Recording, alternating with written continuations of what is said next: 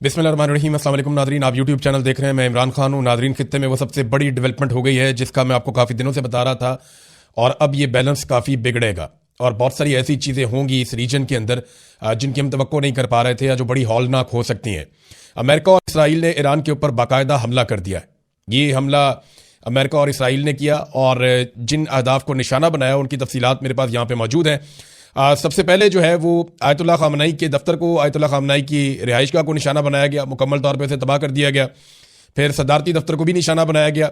Kermanshah में, कोम में, अस्फहान में, तबरेज़ में, करज में और जनूबी इलाके कनार्क में ईरानी बहरिया की तनसीबात समेत फ़ौजी मकामात को निशाना बनाया गया है अमरीकी अफवाज की जानिब से और इसराइली अफवाज की जानिब से।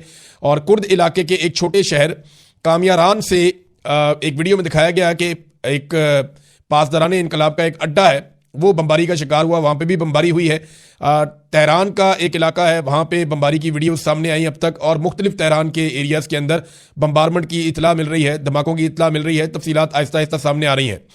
और साबिक सदर महमूद अहमदी नजात की रिहाइशगाह को भी निशाना बनाया गया और अभी तक ये पता नहीं चला कि इसमें कोई अहम आदमी ज़ख्मी हुआ या नहीं हुआ। लेकिन हरमज़गान में एक स्कूल है, तालिबात का एक स्कूल है, इसके ऊपर हमला हुआ। अब तक की इतला के मुताबिक 80 से ज़ायद वहाँ पे जानी नुकसान हो चुका है। तालिबात बहुत बड़ी तादाद में वहाँ पे शहीद हुई हैं और इसके अलावा मुख्तलिफ मकामात पे जो शहादतों की इतला आ रही है वो 100 से बढ़ गई है इब्तदाई इतलात के मुताबिक।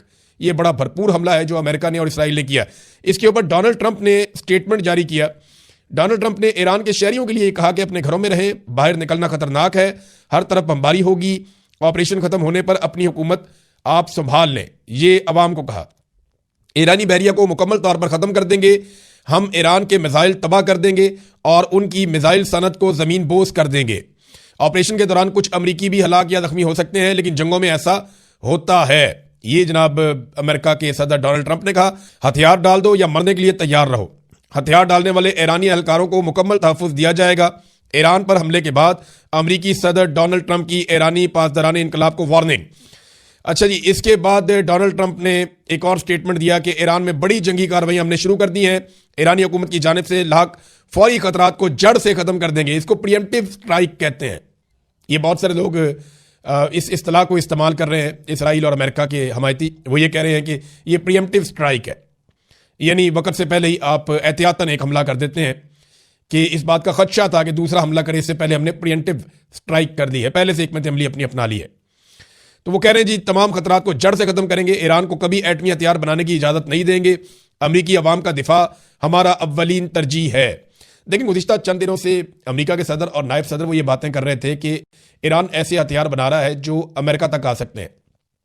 हालांकि जो टेक्निकल रिपोर्ट्स हैं वो ये कहती हैं कि ऐसा तो 2035 तक भी मुमकिन नहीं है और ईरान इस किस्म के हथियार नहीं बना रहा। खतरा सिर्फ इसराइल के हवाले से है। इसराइली वज़ीर दिफा ने कहा कि इसराइल और अमेरिका का ईरान पर मुश्तरका हमला शुरू हो गया है।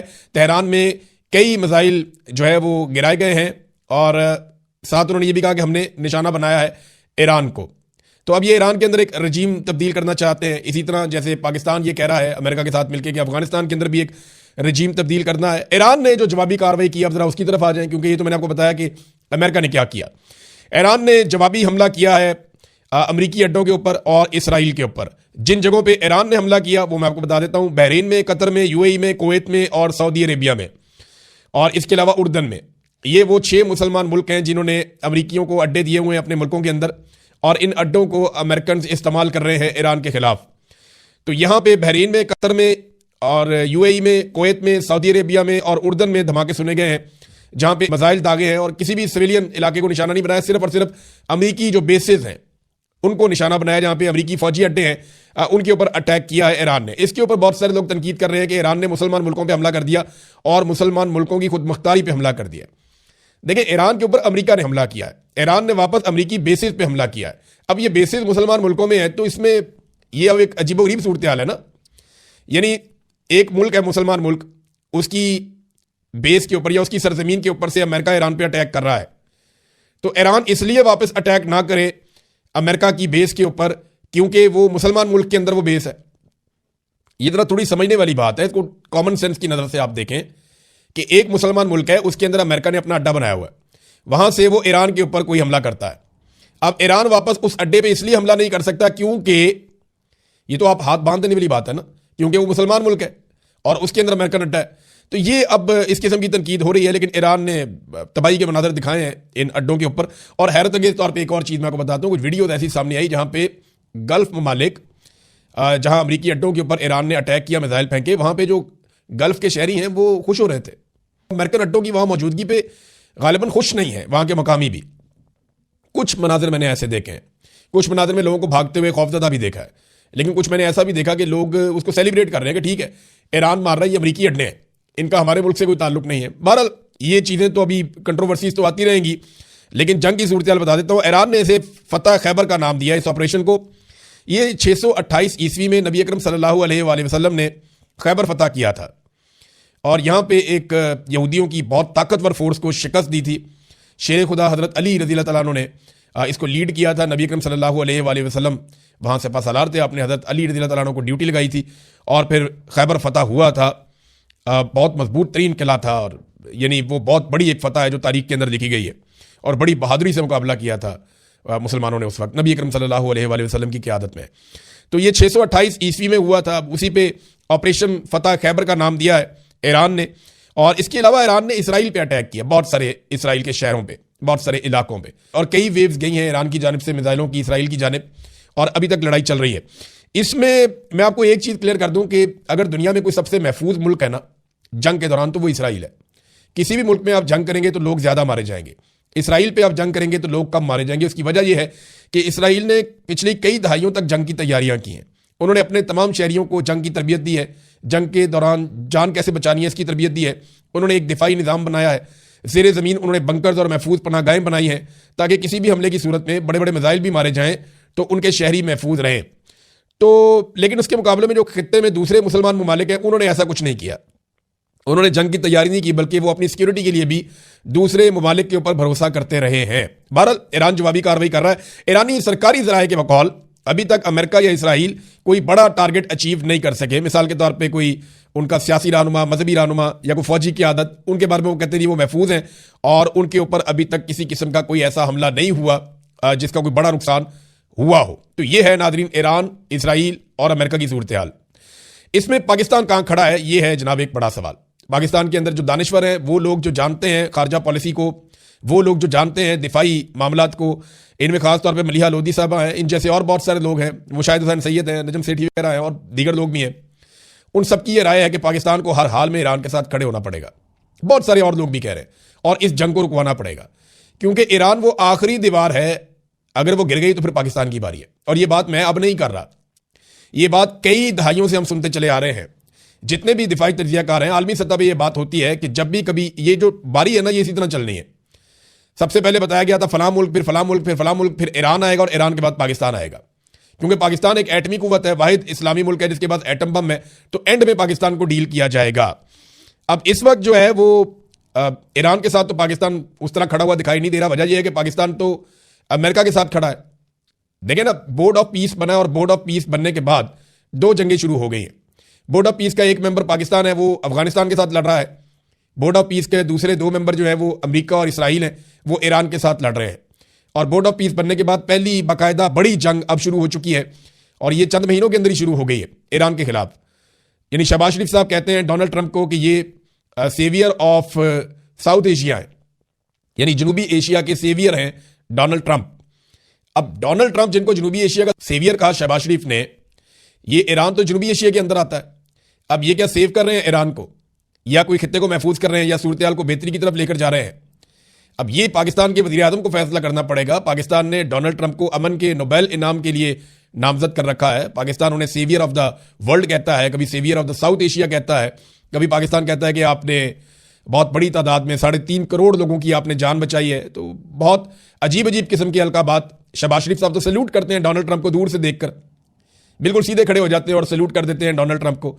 तो बड़ी अजीब चीज़ मैं देख रहा हूँ कि पाकिस्तान की हुकूमत या PMLN या इस वक्त जो हुकूमती लोग हैं या एस्टेब्लिशमेंट के जो टाउट हैं, वो इसराइल की मजम्मत कर रहे हैं, लेकिन अमेरिका के बारे में कुछ नहीं कह रहे।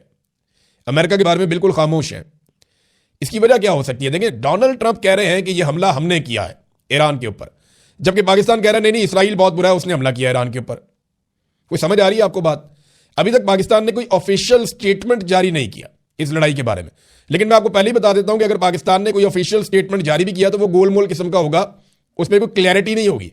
इमरान खान साहब के कुछ इंटरव्यूज वायरल हो गए हैं जो माजी में उन्होंने दिए थे, और उनके अंदर इमरान खान साहब बड़ी क्लैरिटी के साथ अपना विजन बता रहे हैं कि जनाब इस रीजन के अंदर अगर कोई नई जंग छेड़ दी तो दुनिया के अंदर बड़े मसाइल पैदा हो जाएंगे, ये पूरा खित्ता अदम इस्तेहकाम का शिकार हो जाएगा, तेल की कीमतें आलमी मंडी के अंदर बहुत तेजी से बढ़ जाएंगी, हालात कंट्रोल से बाहर हो जाएंगे और बड़े स्टेक होल्डर्स इसके अंदर आ जाएंगे। मैंने डोनाल्ड ट्रंप से भी बात की है, मैंने बाकी अरब ममालिक से भी बात की है, मैंने ईरान से भी बात की है। तो इमरान खान साहब जंगे रोकने वाले आदमी थे, वो कोशिश कर रहे थे और उनका एक बड़ा क्लियर विजन था। फिर इमरान खान साहब ने यह भी बताया कि मुसलमान मुल्क जब भी लड़ते हैं तो इसका फायदा इसराइल को होता है, और वो कैसे फायदा उठाता है इसके बारे में भी उनका एक वीडियो वायरल हो रहा है। तो ऐसा लगा जैसे आज के सिनेरियो में इमरान खान साहब ने कल रात को ये इंटरव्यूज दिए हो, ये ऐसा दिखाई दे रहा है। यानी जो कुछ भी इस वक्त इस रीजन के अंदर हो रहा है, इमरान खान साहब के वो इंटरव्यूज आप निकालें तो वो बड़े रेलिवेंट हैं। यानी उनका जो विजन था आलमी पॉलिटिक्स के हवाले से या रीजन की सूरत के हवाले से, वो एग्जैक्टली चीजें उसी तरह हो रही हैं। तो पाकिस्तान को कहां जाना चाहिए? देखिए, बारी तो पाकिस्तान की है अगली, ये कोई माने या ना माने, ये बड़े लंबे अरसे से ये मिथ चली आ रही है कि ईरान की बारी आएगी एक दिन, और जब ईरान पे कब्जा कर लिया जाएगा या ईरान के अंदर रजीम तब्दील करके सब कंट्रोल हो जाएगा तो उसके बाद पाकिस्तान की बारी आएगी। तो पाकिस्तान को बड़ा राजी रखा हुआ है अभी, तो पाकिस्तान को शाबाश दी जा रही है, जो दिल करता है आप करें, आप खुश रहे। आपने 10 तैयारे गिरा दिए, 11 तैयारे गिरा दिए, तो पाकिस्तान की गेम उठाई हुई है ताकि ये चुप करके साइड पे बैठे रहे, ये किसी किस्म की मुदाखलत ना करे। तो पाकिस्तान अगर किसी किस्म की मुदाखलत नहीं करेगा, चुप करके बैठा रहेगा, तो ईरान को मारना और कंट्रोल करना बड़ा आसान होगा। और ईरान को कंट्रोल करने के बाद पाकिस्तान बहुत बुरी तरह वुल्नरेबल हो जाएगा। उसकी वजह मैं बताता हूं आपको। एक तो देखेंगे, ईरान अगर डिस्टेबलाइज हो गया तो एक बहुत बड़ा प्रेशर आएगा ईरान की सरहद से पाकिस्तान की जानिब। यह हमें याद रखना चाहिए कि ईरान ने हमेशा कोऑपरेट किया है पाकिस्तान के साथ बलूचिस्तान के मामलात में। ये मामलात बहुत खराब हो जाएंगे अगर यहां से दबाव आएगा। तो देखें ना, इसराइल अपनी ताकत को पाकिस्तान की सरहदों तक ले आएगा अगर ईरान डिस्टेबलाइज हो जाता है या ईरान गिर जाता है। तो एक तो ये आपकी सरहद हो गई नाकारा, यहां से आप हो गए वुल्नरेबल, यहां से आप खतरे में हैं। फिर अफगानिस्तान के साथ आपने खुद लड़ाई छेड़ दी है, थोड़ी सी आपको शायद ही अमेरिका ने, डोनाल्ड ट्रंप ने, आपने उनके साथ लड़ाई छेड़ दी। वो लड़ाई इतनी बढ़ गई है कि आज दोनों तरफ नफरत की आग लगी हुई है। तो अफगानिस्तान के साथ मामला खुद खराब कर दिए हैं। चाइना के साथ आपकी बहुत छोटी सी सरहद लगती है, वो इतना कोई इसका नहीं है। और तीसरा बड़ा दुश्मन आपका भारत, वो आपकी मशरकी साइड पे बैठा हुआ है, और वो तो हर वक्त इंतजार में रहता है कि बॉर्डर कब गर्म करना है। तो एक तरफ भारत है, एक तरफ अफगानिस्तान है, एक तरफ ईरान है। अगर ईरान डिस्टेबलाइज हो जाता है ना, तो हम अपनी पूरी ताकत लगा के भी इस रीजन के अंदर सारे खतरों से नहीं निपट सकेंगे, हम बड़ी प्रॉब्लम में आ जाएंगे। और पाकिस्तान का जो एटमी हथियार है उनके ऊपर बड़े लंबे अरसे से दुनिया की नजर है। यानी दुनिया के बहुत सारे ममालिक ये समझते हैं, इसराइल समेत, कि पाकिस्तान के एटमी हथियार दुनिया के अमन के लिए खतरा है। ये बहुत सारे ममालिक इस तरह की बातें भी करते हैं। हालांकि पाकिस्तान एक बड़ा पुरअमन मुल्क है। पाकिस्तान ने हमेशा ये साबित किया है और ये भी साबित किया है कि पाकिस्तानी एटमी हथियार बड़े महफूज हैं। माजी में ये प्रोपेगेंडा किया जाता रहा कि ये दहशतगर्दों के हाथ लग सकते हैं, हालांकि इस प्रोपेगेंडे का कोई जवाब नहीं था। पाकिस्तान ने जबरदस्त जवाब भी दिया है, लेकिन पाकिस्तान के एटमी हथियार बहुत सारी कुव्वतों को खुटकते हैं। तो ईरान के बाद पाकिस्तान की बारी आएगी। पाकिस्तान को यह बात समझनी पड़ेगी, हमारे आसपास खतरा बढ़ता चला जा रहा है। हमारे वजीर आजम ने अमन का नोबल इनाम, कभी खुशामद, कभी जूते पॉलिश, अब वो बारी बारी सबको फैंटी लगा रहे हैं, और हम तो बोर्ड ऑफ पीस के रुकन बनने पे खुश हैं। चीन और रशिया क्या करते हैं, ये बहुत इंपॉर्टेंट है। अगले 24 घंटे के अंदर आपको पता चलेगा, 24 से 48 घंटे में, कि चाइना और रशिया, अगर ये लड़ाई कंटिन्यू करती है और इसी तरह इसमें शिद्दत आती है, तो चाइना और रशिया का बड़ा इंपॉर्टेंट होगा नुक्ता नजर कि वो क्या करते हैं और किस हद तक इस मामले में आते हैं। अक़वाम मुत्तहिदा में ही जाएंगे या वो फिजिकली भी हेल्प करेंगे या अमली तौर पर ईरान को कोई सपोर्ट करेंगे, ये देखना पड़ेगा कि वो क्या करते हैं और किस तरीके से बात इस पे करते हैं इस मामले पे। तो चाइना और रशिया इंपॉर्टेंट है। यूरोपीय यूनियन की जानिब से कोई इतना रोला भी नहीं पड़ा, और वो ईरान के तो खिलाफ ही होंगे, और इस पे बेशक वो जंग के अंदर उतरें या ना उतरें, वो ईरान के खिलाफ रहेंगे, ईरान की सपोर्ट नहीं करेंगे। तो एक और चीज जो हो रही है कि अमेरिका की मजम्मत कोई नहीं कर रहा। इसहाक डार ने बात की है ईरानी वजीर खारजा के साथ, और जराए से एक खबर चलवा दी गई है कि जनाब पाकिस्तान ने मजम्मत की है, इसराइल की मजम्मत की है कि उसने ईरान पर अटैक किया। पाकिस्तान को एक ऑफिशियल स्टेटमेंट देना पड़ेगा, एक क्लियर स्टांस लेना पड़ेगा कि हम ईरान के ऊपर अमेरिका और इसराइल के हमले की मजम्मत करते हैं। लेकिन अगर गोलमोल स्टेटमेंट पाकिस्तान देगा तो देखें बारी बारी सबकी बारी। ये बात मैं पाकिस्तान में करता हूं ना, जबकि पाकिस्तानी जो मिलिट्री रिजीम है ये बारी बारी सबको मारेगा, मिलिट्री एस्टेब्लिशमेंट एक एक करके सबको खा जाएगी, और वो साबित हो रहा है। इसी तरह आलमी एस्टेब्लिशमेंट एक एक करके सबको खा रही है। ईरान के बाद पाकिस्तान की बारी है। ये बात बेशुमार लोग बड़ी देर से करते चले आए हैं, और ये आप देख लीजिएगा आइंदा भी होता रहेगा। और तालिबान की जो हुकूमत है उन्होंने कहा जी हम ईरान का साथ देंगे, और इस हमले की सूरत में उन्होंने पहले ये स्टेटमेंट जारी कर दिया था। पाकिस्तान ने ईरान का साथ देने की बात अब तक नहीं की है। तो नादरीन ये है अब तक की सूरत हाल। इस रीजन के अंदर एक बड़ी जंग छिड़ गई है। पॉलिटिकल खबरें हैं लेकिन बाद में करेंगे उनके ऊपर हम बात। अब तक के लिए इतनी अपना ख्याल रखिएगा, अपने चैनल का भी। अल्लाह हाफ़िज़।